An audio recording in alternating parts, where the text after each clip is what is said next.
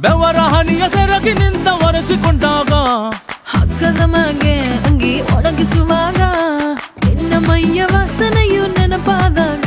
ಎರಡು ಕೈಯನ್ನೆತ್ತಿ ನೀನು ಜಡೆ ಸುತ್ತುವಾಗ ದಿಮ್ಮನಪ್ಪಿಕೊಂಡು ನಿದ್ದೆ ಮಾಡುವಾಗ ಸುಸ್ತಾಗೋಗಿ ನೀನು ಆಕಲಿಸುವಾಗ ಬತ್ತವಲ್ಲ